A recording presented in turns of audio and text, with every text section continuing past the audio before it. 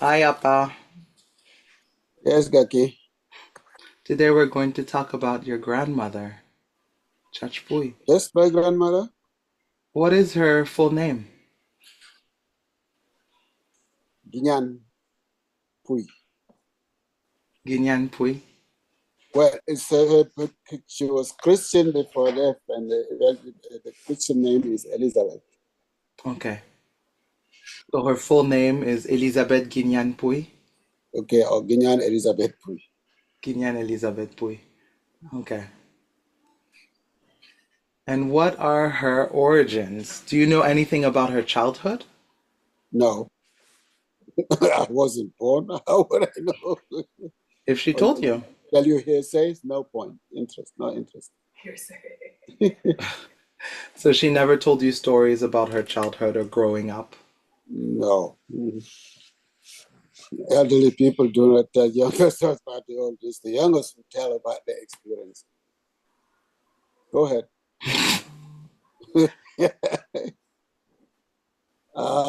We have a, how do you call that? The code, we don't have your code, okay? What is my code? No, no, I mean the code here, where you can, young and old do not speak like equals. They Mm-hmm. talk like old and young, not like equal. I see. So there is something that you can take from this and something that you cannot take. Hmm. Is she, oh gosh. Um, so is she your grandmother on your dad's side or on your mom's No, side? she's the mother of my mother. She's the mother of your mother. I see. And did you live with her?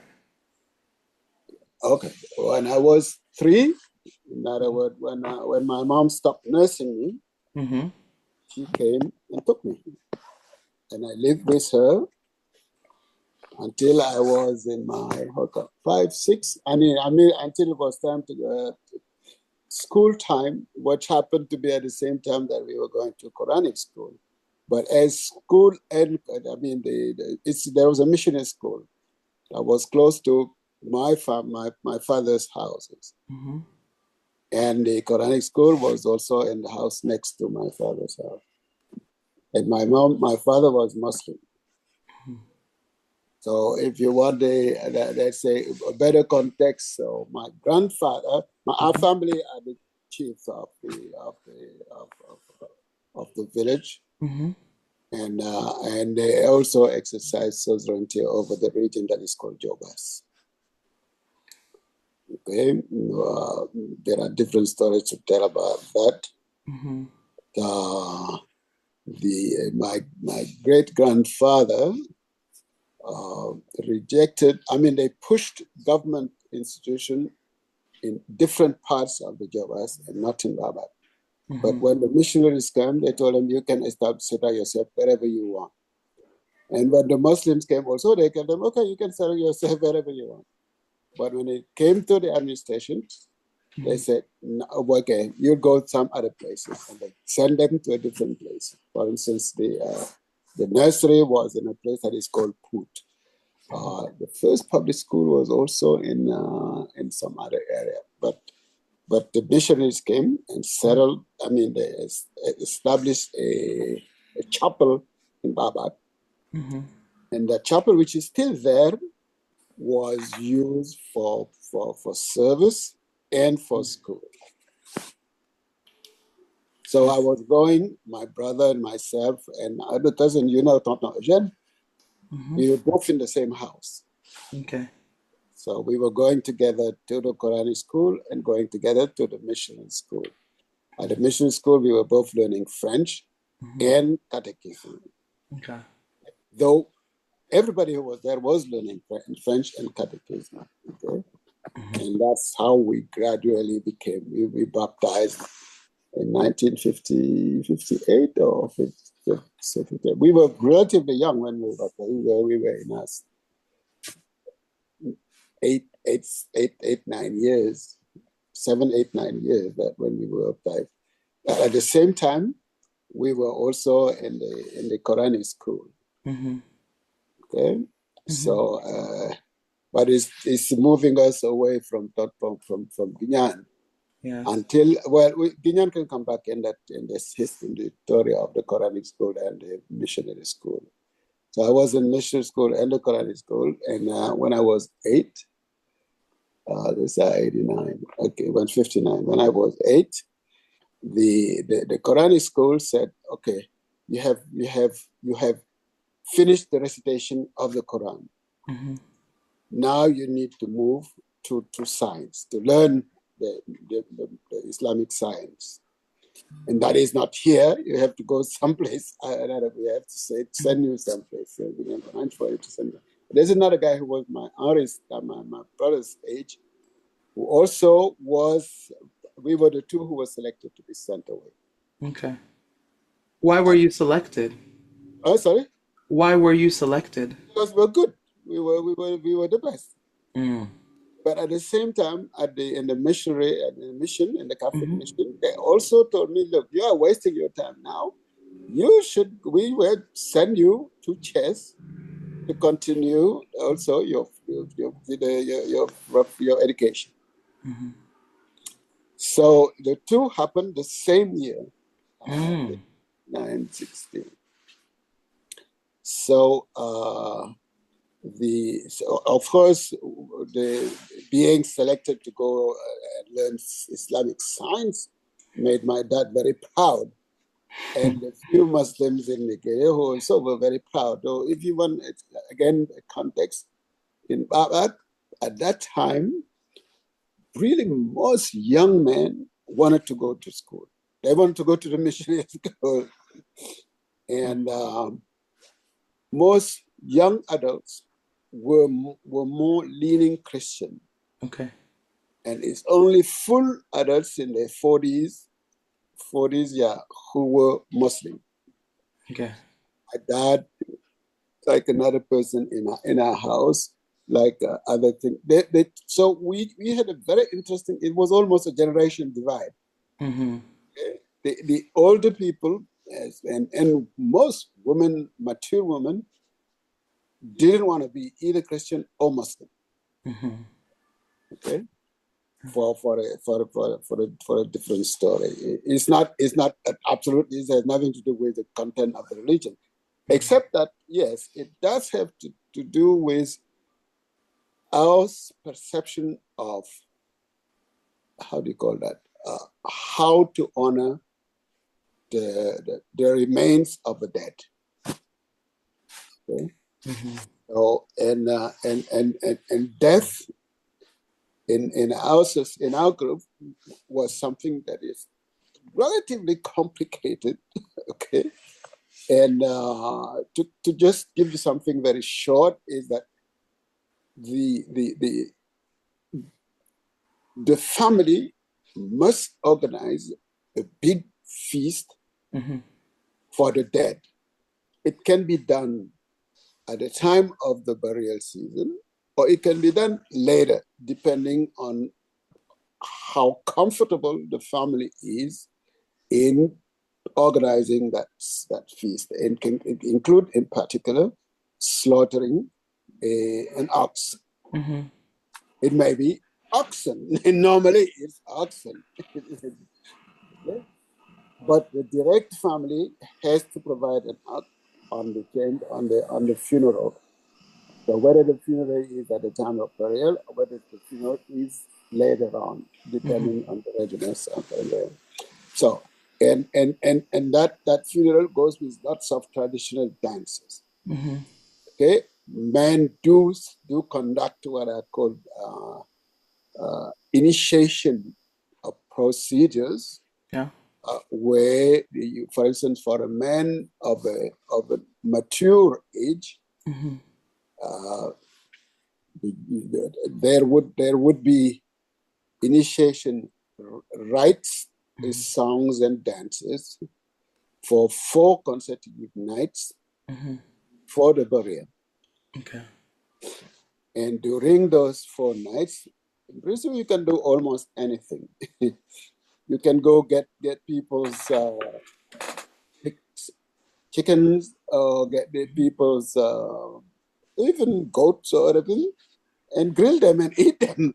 In principle, people should restrain from protesting that. Okay. But there has, unfortunately, I had the experience of cases where they did protest. And I had to do some, how do you call that? Mediation? Mediation, yeah. I mean, I try to calm them down and do everything. So, and for women, it's the same thing. There are how do you call it? Initiation songs and dances. Okay? For women, it's 3 nights before they get.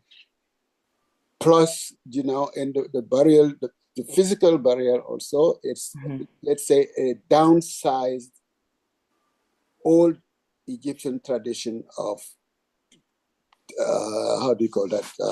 Resting the remains in a pyramid. But again, that has been very much downsized. So they would actually dig the equivalent of a house, set up a bed and other things in that thing. And they bring your techno, how do you call that? Teco, the roof. The roof? They bring the roof of your room, cover precisely your room in the. So you are set on a bed, covered, and we dream that your body is preserved from souillure. Your body is not spoiled. But it's not. Is it spoiled or whatever? It does. It's. Oh, come on! It's anyway, yeah, let's say it is preserved. Is it preserved from contaminated? Maybe exactly. But I said that. No, any unclean contamination.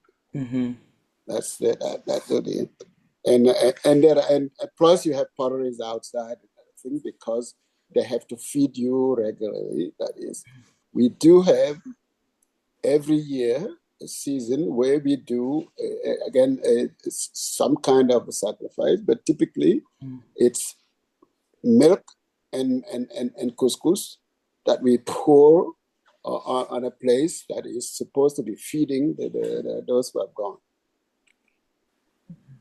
So that was the background to explain why, again, you had old people who were of traditional religion. You have those middle age in their 40s, 40 plus. Many of them were Muslim, but accidentally, because some were like my dad were in the military. They were stationed for a long period of time in Southwest France and in North Africa. Okay. And probably I might have met their first encounter with Islam. They found it, and that's how they converted. Others did it also by influence. But again, typically, you had mature women who wanted to stay serial. That is the traditional thing. Old guys were, in general, now serial. And men 40s, 50, who, or many of them were Muslim, and the younger one were Christian or wanted to be Christian. And there were very often some fighting because the men 40s, 50s had young guys or girls who wanted to be Christian. Okay, and of course they wanted to keep them in Islam. Right. Voilà, I don't know if I digressed maybe too much. Okay. But you to put some order in it and make it make sense. So, in short, the village, Baba can also most in many other places, but there were some exceptions. There was a village Yungan where the brother number 2 of my dad lived there because his mother's brother was there and he lived with him. Okay, so to come back to to me and grandma. Okay. Right. So though in 59, 60, then I was 8, 9. So both the Quranic school and the missionary schools said that I was wasting my time. I should continue studies out of the village. So so my dad and his companions, his Muslims, okay, were of course very proud and say, "Oh, we have people who are going to get there," etc. And of course, the consequence of the expression of the pride was that the rumor spread, and it came to the ear of my grandma, Ginyan. And the story is Ginyan sent her husband to come and see my grandpa, my father's dad had died 2-3 years earlier. So it was his brother, his younger brother Yungar, who was the boss at that time. So my grandmom sent my grandfather, that is her husband, to come and see Yungar in him and convey the message that she should know that if she continues to hear what she's hearing, she would take from the house what belongs to her. Okay? Yes. And my mom and her kids belong to her. She has high authority on their life.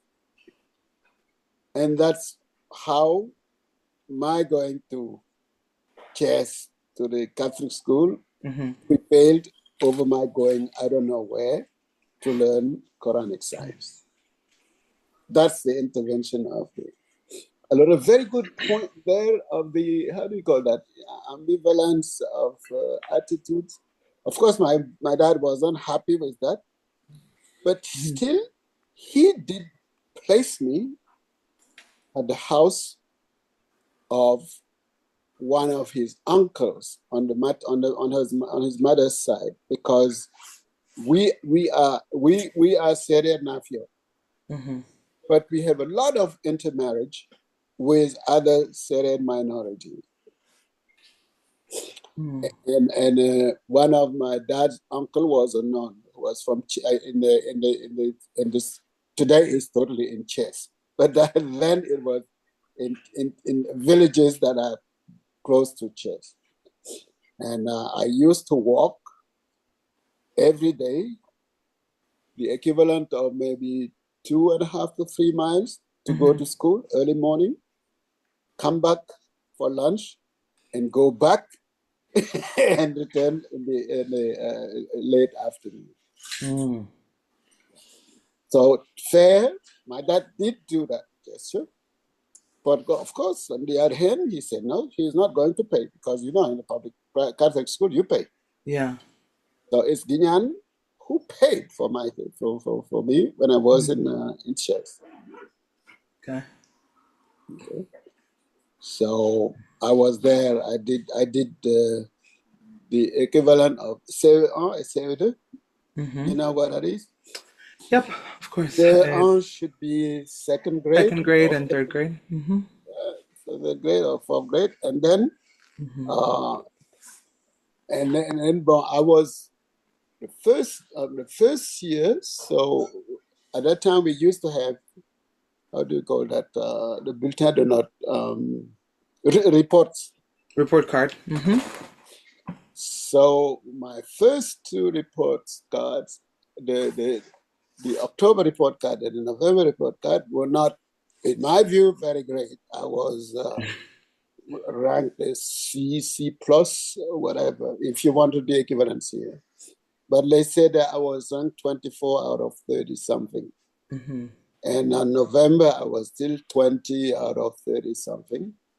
But in December now, I moved about number 5 of the 30 something. And then the rest of the year, after we returned from after Christmas, I was number 1. So in 4th grade, I guess, in 4th grade, I was always 1. Hmm. except 1 month where I had rougeole. Oh, Hujal, Hujal. Is Is it it nasal? measles or is it It gives uh, you diarrhea, and is it measles or pox, chicken pox? Oh, measles. no, It's it's not measles. pox. It's not pox. Measles. Measles. So, Mm, I had it. So when the month I had that, I was number two. mm, I was second, but the rest I was third. And I remember I don't know, there was something because Daniel Broche is very close to the cathedral, the Chess Cathedral. At that time, it was not a cathedral; it was Saint Anne. okay. So, and that's where I would go normally worship Hmm. regular. And we had also other activities there because it was close by. And I knew well the pastor. Hmm. And, but it was one of his, how do you call that, assistant pastors Hmm. who was coming to my village because we didn't have a resident pastor in Baba. I see. That old chapel was there. So he once we met, he just started chatting. He was calling me Poppy. Poppy. Yeah. Like others call me Popo. But Okay, yes. he was Poppy for the short for Prosper. Hmm. I guess he had one of the priests over there who was a Prosper also, and maybe he wanted to make that it was me, not him. So one day we were chatting. He said, "Oh, what do you want to do?" I said, "Oh, maybe I want to be a lawyer or a math prof." Okay. And then someday he said, "Oh, what do you think? How would you feel about going to Ngasobin?" I said, "What is that?" He said, "Well, if you go, you will see." I said, "Why not? Yeah, I can try it." So the next year, Uh-huh. I came to Daniel Boche to my school as normal and started fifth grade. Uh, and then because we started in early October, so I started fifth grade, and Gazbil was starting probably in early November or so. Hmm. And then he called me and said, "Yeah, okay, you ready for Gazbil?" I said, "Well, if you have to, I'm ready." Uh, I didn't tell you that a second after the first year, of course, my dad's uncle didn't want me anymore to stay there. So, but again, my dad continued to keep his interest. He found me another place to stay where I spent. It was one of friends of his. I did there, but before Christmas, I met other people from Abad, and I moved to stay with them. okay. Yeah, yeah. So in November I went to Gasobil. So when I arrived in Gasobil, they put me in sixth grade. Okay. So that you So skipped a grade. yes, I started fifth grade, but I skipped it. I did 1 month in fifth grade in chess, and then Mhm. when he went there, it was sixth grade. So Wow. people told me, "Oh, here it's very tough." Hold on, Alvinis, yeah.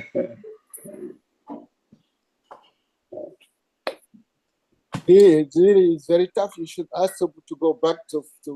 Fifth grade. I told them, you know what?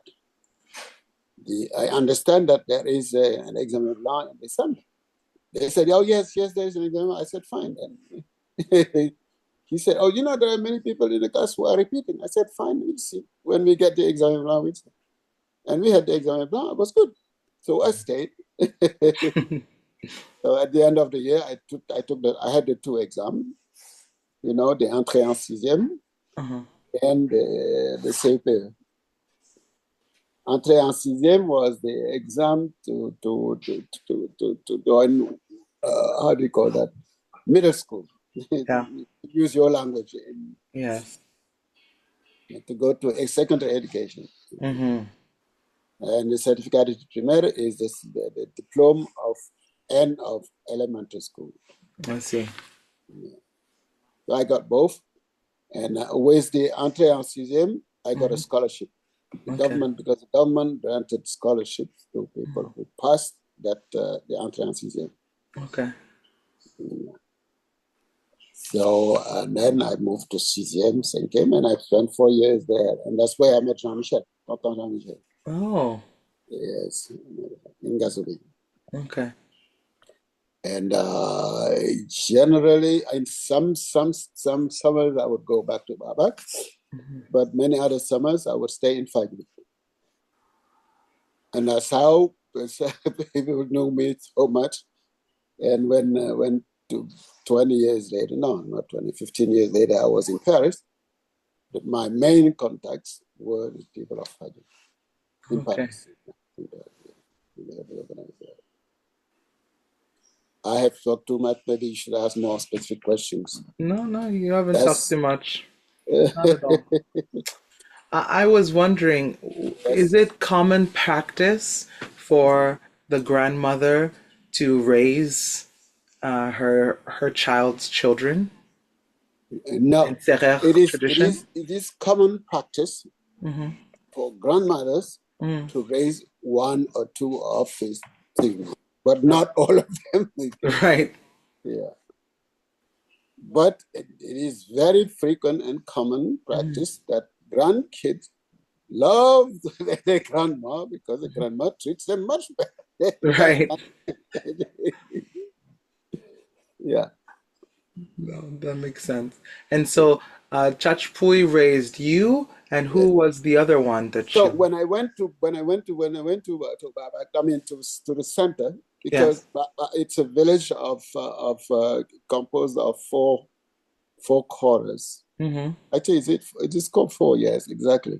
So you have Nender, that is they call it center, Okay. where the TV is, Mm-hmm. and you have it's actually five, but the traditional one is four. So Okay. Nender, which is a center, Mm-hmm. Yojon, this is where my grandma lived. Okay. Ngohoch. Ngohoch is where Bart lives. But Okay. actually, Bart's grandfather is from Babak. Okay. But his father was also with his uncle or grandma, my grandma. Exactly. That's how he do them. How he ended in Ngohoch. Again, Bart's mother, Mm-hmm. his grandmother on his mother's side is the sister of my mom's father. Okay. Voilà. Mm. Like Tonton Paul, you remember Tonton Paul, who the mechanic, The mechanic? mechanic, Tonton Paul Podium, or Pierre, you Oh, know okay, yeah. Pierre Youm, Mm-hmm. not the young Pierre Youm, the Pierre Youm who was in. Actually, you may not have met him because he was gone Okay. and had passed away before you. I think while I was in Paris. Or something like that. Mm. So it's their mom exactly is the sister of Bart's grandmom, Okay. the mother's side. Mm-hmm. But just to give you the integration is, yeah. And of course on the father's side, the same thing. His grandfather is also related to my grandfather. Bon, back to You were saying when you yeah, left, yes. Chachpui took care of Tata Bige. Tata Bige. Voilà. Okay. And Tata Tata Bige. Bige was totally raised by Chatwood until she was married. Okay. Yeah, I see. voilà. And did your grandma on your dad's side Yes. take care of any of your siblings? No, my grandma and my dad was in the same house as we were, so there was no Ah. point. Yeah, okay. Oh, so she Because the lived in the same woman house. goes and marries at her husband's place. Uh-huh. Okay, the children grow there. Mm-hmm. Okay, so the grandma there is the one who takes, of course, her and the elderly are the one who teach the kids the stories, the cuentas. Mm-hmm.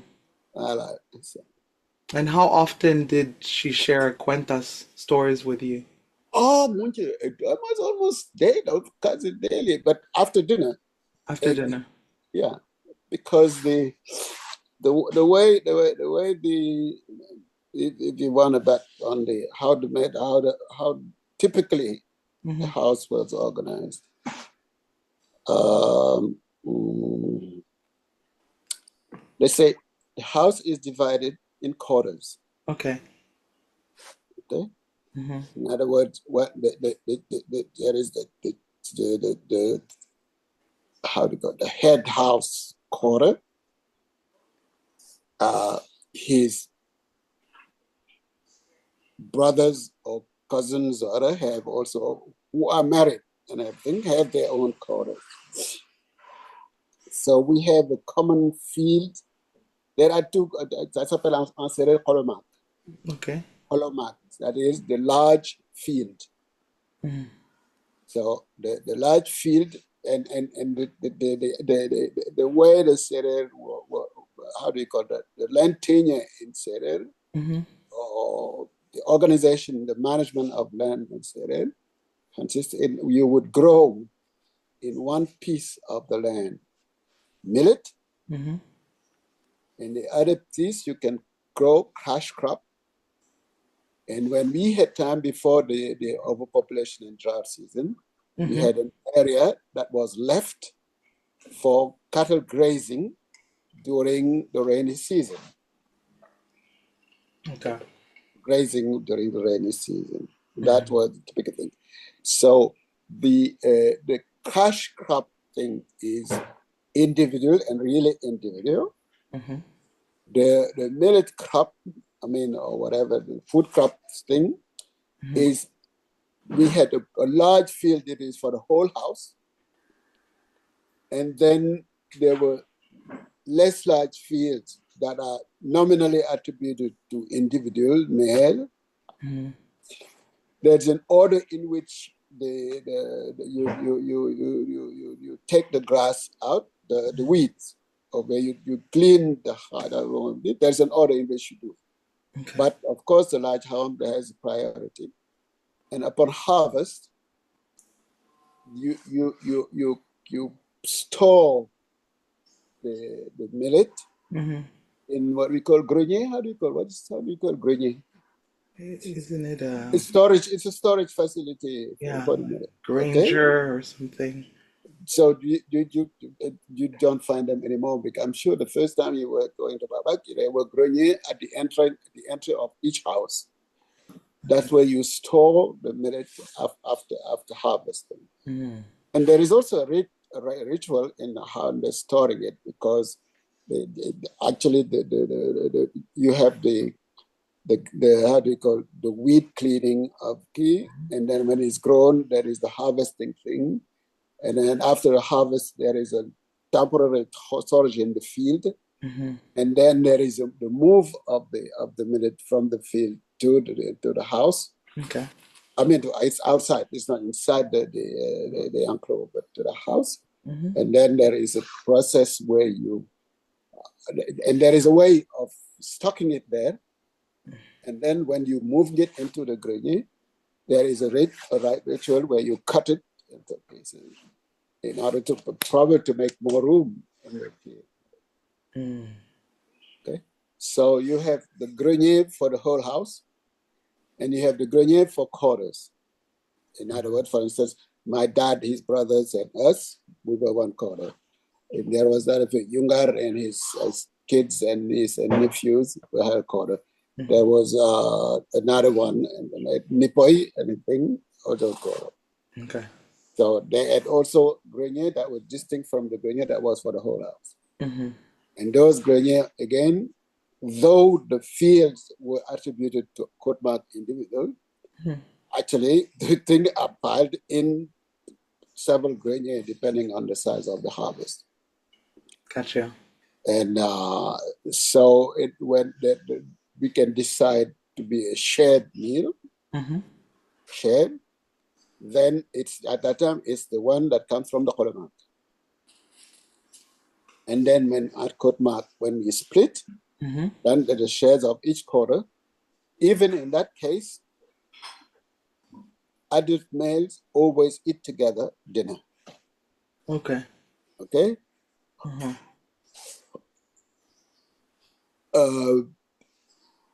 Young, how do you call that? Young to mature women also eat together. Elderly person can have their separate eating place. Okay. And the kids eat together. So after dinner, in general, if the weather is not too bad, So the kids can sit around, or elderly people and other things, who tell them, can't. Okay? And they can sit and they can have also mature. It's not necessarily the old people. It's the old people who know most who do more. But also other adults can tell them things. But the other adults, they have their programs, so it is more likely that is the elderly who do give them the count. Okay, makes sense. And in Serer, count One is second, always Christina's coming, calling. always with a lesson. 1 second, Christina's calling. Let me answer from her quickly. Okay. So you were saying What was I saying? you're talking about the grenier, the grain place Okay, where. the grenier, again, the use of the grenier is the reverse order. Yeah. Okay? The mat is the smaller that is used, then the second can. And typically, again, when there is a season, there are times where we use the common meal, and there are times where you have the four separate meals, but men still eat together, and mature women also eat together. But kids also eat together, but elderly people are served separately because they may even have physical problem anyway. Because there was a time we had many old ladies in the house. I mean, well, more than 80. And so typically, really, the men, they had the survival rate. I mean, how we call it? Aging was more women than the young. I don't know for what reason, but I mean, What do you my mean? dad was almost an exception. My dad, I was more than 80 when he passed. Okay. But his dad must have passed in his early 70s. Oh. Younger also passed in his 70s. So maybe there was an exception. Okay, but the ladies, my grandma, both of them were probably between 85 and 90 or plus. And there were many other old ladies in the house who were 90 plus. Wow. Yeah. So I just explained that, yes, they are served at their own place. And they were the Then ones. after dinner can come and sit around at the entrance of their cabin, their cars, and they talk, and they can start, tell them things. And then kids learn to say and try and say among themselves. Voila. And you said And every again, what night I was saying almost. typically about these stories is always there is a lesson. Yeah. A concept has always a lesson, a lesson of life. Okay. We use representations is sometimes it's people, sometimes it's animals, but animals actually it's a reflection of human society. Great. Okay. And there are some characters. There is the character of the shrewd one, the character of the apparent stupid one, the character of the violent one, the character of the sneaky one, etc. The animals, but actually it means human beings. But you go with your questions. How many stories do you think you heard during your? I don't keep count. Bad story, bad question. Is there anywhere that it's written down all of the stories that the Serrer know? Oh yeah, you have the conte de l'Hôtelier. That thing you've seen it, no? Yeah. It's an attempt to translate some of them, and of course put them in a way they can put it, they can write it in French. But you have plenty, and there are more than the ones that you have that have been in written. Okay. There are many, and actually you have two things. You have that, and you have sorts of riddles. Okay. Riddles. Oh. Yeah, it's something like riddle. Like for example, they say, "Where you sitting?" You know what is where you're sitting? It's a root of manioc. Okay. Okay, or the choropi chop. Choropi chop means that a needle falling in the well. And ganka wara ganka. It means that two elderly people fighting. Literally, Ganka is a, how do you call it? It's an onomatopoeia. War means kill. Okay. Okay, mata. Okay, Ganka Wara Ganka means, for instance, old ladies who are fighting. Or you can say, yes, the one who first sees the guests come in and welcomes him with cries, or with whatever you call it, and then with yell screams or whatever. That's the dog. Welcome the guests by that, etc. We have also a lot of that in addition to the stories. Okay, voilà. I see. Interesting. And I did didn't tell you about the fields. So again, I told you that one part of the field is used to grow food crop, yes. like essentially millet.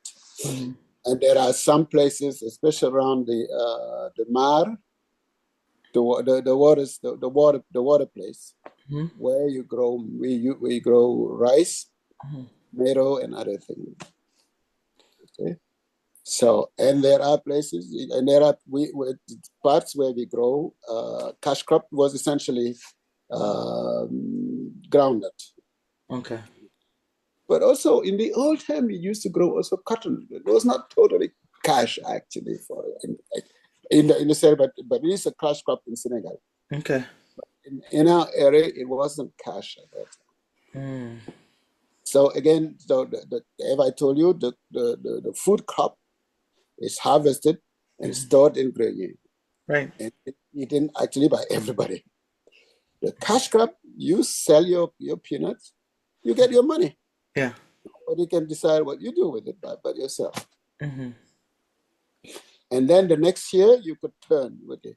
So when we had enough room to have a grazing area, groundnut growing area, and millet area, the next year, the groundnut area will become a grazing area, the millet area will become a groundnut area, and the grazing area will become the new millet area. Okay. And we continue like that. In other words, just a given area was used every 3 years for one thing, and every 3 years it was left for grazing. Gotcha. That You was rotated. the way, and the rotation was the way of preserving the quality of soil. Unfortunately, in the 60s, the government introduced fertilizers. It was a disaster, the first side of fertilizers, because people didn't know how to use them. They were forced into getting that because it was organized into cooperatives. It was a good intention that turned terrible. Okay. There was a reform, a land tenure reform inspired by social Christian thinking. Actually, the one who initiated the reform was a Muslim prime minister. Then he get into conflict with Senghor, because in 1960 we had how do you call that, parliamentary regime system. But it was a parliamentary regime a little bit funny, because in a standard parliamentary system, the president is chosen or voted by the parliament. Okay? But he is not elected by the people. Whereas in Senegal, the president was elected by the people, but the real head of the executive branch was a prime minister who was chosen by parliamentarians, who had a parliamentary majority. And there was a conflict between the president who was elected by the people and the prime minister who was chosen by parliament. But he had very good ideas. But I don't know what created that conflict. But anyway, that conflict ended badly. So Senghor became president, and in 1963 we had a presidential regime. I see. Yeah. So I was saying that yes, in the reform that he had initiated, that was the law was finally adopted after he left in 1964. And as he wasn't there, and I think the spirit, the initial Christian, social Christian thinking that led to that was totally lost. So it ended up imposing a cooperative system in agricultural area, creating a credit system that didn't work. And as from the late 60s, 68, 69, you had natural disasters that compounded the population growth. Okay, and the Serer area at that time, when I was young, it has 30 to 40 inhabitants per square kilometers. Now it's more than 100. Okay, Yeah. so it was a big issue on land. Yeah. And anyway, and with the pressure on land, you did not have any more grazing zone. Everything was cultivated.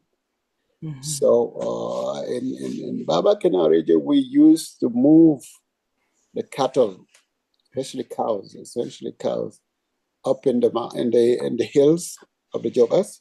You see, when you go by Sali, on the left, or by the airport, which was something. That's where they used to send the cattle during the rainy season. That's a digression. Ask questions that we can use, Prof. Did any of your other siblings follow you to Ngazoville? Okay. Well, you know that. Henri, he was delayed. First of all, I think he had an interruption to be circumcised and initiated. So it's very complicated, and he was circumcised and initiated early. Okay. Because in the how do you call that? The rite of passage from childhood to full-fledged adulthood meaning capacity to assume all the responsibilities society expects from you in society. Okay. Is the initiation. And it applies both to men and women, but they are done separately. Yeah. And they're different at different ages. And again, many concerns have also made it a little how do you call that? Irregular. The session for women's initiation. Typically, it's when an old woman in traditional thing dies. They combine the funeral rites with the initiation for women. Okay.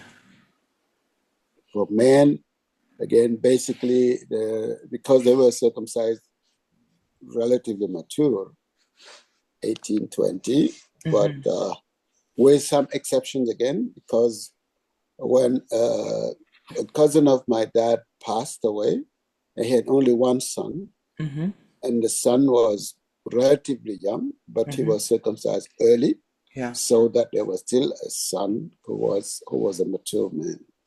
Okay? And in the initiation, there are three major roles for the organization. Okay.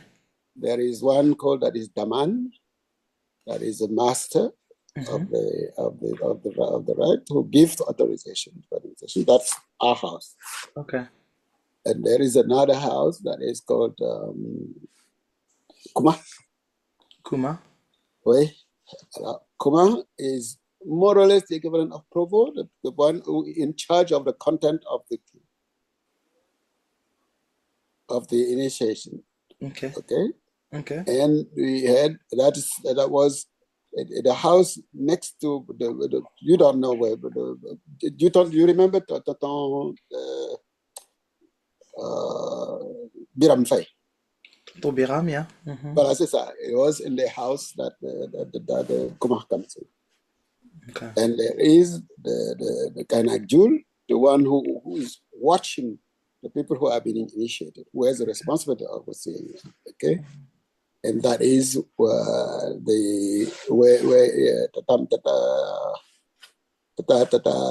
Njabeleng is married. Okay. Okay. They are the one who those kind of. Those are the three just organizing responsibilities. Mm-hmm. Now, how would you call that? The initiatives union, okay, is necessarily led by someone from our house. Okay. So there was so Jean-Pierre was circumcised early because his dad had passed. Okay. And Henri was circumcised early because it was when it was Jean-Pierre who had passed that there was an initiation and there was nobody from the house, so they circumcised Henri to play the role of Julma. I see. Okay. So, and then 4 years later, I was supposed to be there.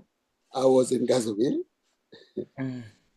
So we borrowed someone from Tata Salih's house where she's married, and he's the one who acted for me until I came. Okay. Voilà. So Henri was delayed in the school. First of all, by obstruction from my dad, because the dad didn't want us all to become Christian. But and plus those activities. So he continued to chase much later than me, and then came to Gazabil. Actually, when I'd left when he came. Yeah. You wanted to ask, so if anybody from the family had been, yes, Ari, and my siblings, it's Ari. Okay. Otherwise, from Baba, they had many. Biram had been a Juvenist, to become a brother, the secretary. Bart has been in Gasoline. Okay. I think his brother also, what's his name? The guy who is in Paris. Yeah, Justin. I know who you're talking about. Okay. Justin, yeah. Justin also had been in Gasoline. Okay. Simon had been in Gasoline. You know Simon Jai? I think so. Lawyer in Paris. They came here. They used to visit here when he was at NYU. Okay. Close that, parents. Your question. And after in Gazoville, what was next for you? Okay, I went to Anne, Marist. Okay. And then from Anne, I went to Lycée Van Voorneven. My sole year in government in public school was at Van Voorneven, where I did my last year. Okay. Last year, and that's where I took the baccalaureate. So it's very interesting because I had pre-admission in prep school. Okay. In France, lycée. What is that? The prep school in Marseille, c'était le lycée. Chair? Was it Chair? No, it's not Chair. Was it Chair? I think it was a lycée in Marseille. I think it was lycée Chair.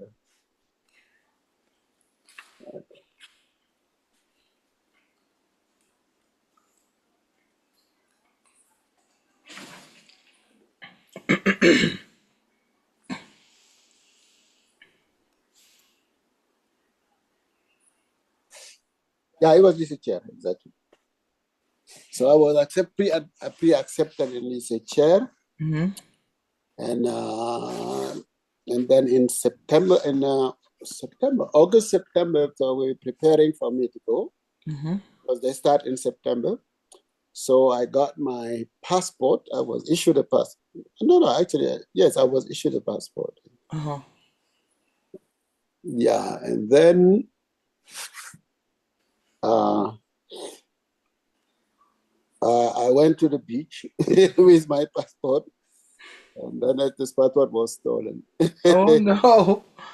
So I had the procedure to do another passport, and and that's how the initial passport they had put Youm. Okay. But then the second one, they put prosperity. And when it took a while to be done. And when I went to the government to issue me the ticket, Mm-hmm. it was mid-October or something like that, because it was at that time it was very, very long to get a passport. I see. So past mid-October, and then they said, in prep school, they started more than a month ago. There is no way you can catch up. Oh, And they gave me a half scholarship to go to attend first University of Dakar.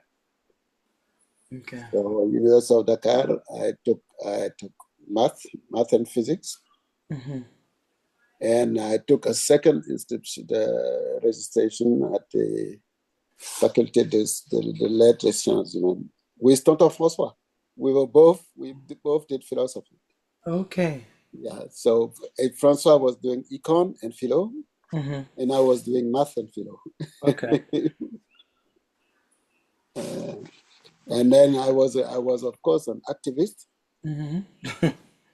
So we had 2 consecutive years of crisis, Mm. and then I started teaching at the Marist, Okay. mathematics teaching. Mm-hmm. And then after one additional year, I took an exam to go to first of all to go to NAR, do Mm-hmm. statistics. And during the year, they told me, but you don't know that there is a concours for Paris. I said, oh, Mm-hmm. really? I said, yes, okay. I took it, and I was accepted. So I went to Paris in 70. Okay. Voilà. That's how I went to Paris and stayed there about from 74 to 80. Okay. Voilà. And what did you study from 74 to 80 in Paris? Statistics. I mean, statistics and economics. Uh-huh. But in statistics economic, we do have some here. I did law, Mm-hmm. but it was for the government statistician. So Right. you have to do a degree of law. We did that. I did, of course. Um, uh, but in the statistics, I did accounting. Mm-hmm. I did the different sections of statistics and different specialties of statistics. Statistics is you do a lot of math Mm-hmm. and a lot of what is called statistic mathematics. And then at the end, you do econometrics. Okay. Okay. And then you do econ. You do econ 1 and 1. Mm-hmm. And then you do econ of uncertainty. Uh-huh. Okay? You know what is econ of uncertainty? So say, okay, you were taught this in econ 1 and 1. Yeah. You didn't do econ. You can ask your sister. She'll explain to you. Basically, you don't see anywhere time. You don't see anywhere distance. Uh-huh. Okay, so there is no problem between the output, I mean the goods and services, and the users of goods and services. Okay, there is no intermediation and everything. And they say, yes, it's the facing of those who providers of goods and services and those who are needing the goods and services that determines the pricing. Mm. Okay, so in the key, but most serious stuff, they told you, okay, let us assume that there is time. Let us assume that there are many frictions in the economy, and let's see how optimal is determined. Mm. Voila. Interesting. And when I was in key, the last years of the of NSAI, we had agreement. NSAI had agreement with l'Université de Key, La Sorbonne. Mm-hmm. So I registered at La Sorbonne to do a PhD in econ. Mm-hmm. Okay, and that's where I did all the courses for the PhD. And but then they wanted me to stay another year to present my dissertation. I said no, I'm going to work. So I went to Senegal. Okay. I presented the dissertation that is called Diplôme d'études approfondies. Uh-huh. That is a pre-doctoral diploma. You have to present a dissertation. Okay. And then the day I was presenting the dissertation, I came, my friend, a Cote d'Ivoire friend, accompanied me, gave him my keys, and told him to pack my stuff and meet me at the airport. It was a Friday. I said, I'm going after my presentation. Mm-hmm. I'm going to Champagne for the weekend. And Okay. on Monday, let's meet at the airport with my bags. So I go back to Senegal. Mm. There was a problem with bags, so I had to change and travel the next day on Air France.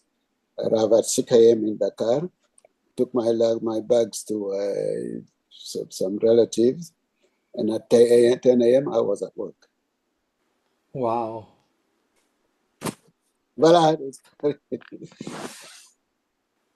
So I worked 2 years, 83, 3 years. 3 years as head of the, how do you call that? Economic studies in the department. That's national accounting Okay. and economic surveys. That was my responsibility. From 1980 to 1983. Yes, and in late 83, there was a issue in the Gambia. Okay. So I was drafted to be the assistant to the minister in preparing the different financial and other agreement of the confederation. They established the Senegambia Confederation in Okay. 83. So I had a very busy, 83 was really very, very busy. Mm-hmm. I met your mom in 82 because I was actually Mm-hmm. coming from Paris on mission. Uh-huh. Jean-Michel had come to meet me at the airport. Uh-huh. And the same day, Toto Martin was arriving from Paris. Yeah. And that's how Jean-Michel said, when we arrived at the airport, when Jean-Michel arrived at the airport, she saw your mom and said, what are you doing here? Jean-Michel said, she told him, what are you doing here? He said, well, I'm here to meet my friend, my brother. Uh-huh. And he said, I am here also to meet my brother. He said, that I want to introduce you to my brother. And that's how he offered to take them, to take your mom and Martin to Japan. Okay. That's how we met. Mm. Yeah. I That's see. 40 something, 42, 42 years ago. Mm-hmm. 1982. Voilà. Mm-hmm. Voilà. That's a marginal story. Do you want to keep going or do you need to go with Nancy? Are you uh, all still going?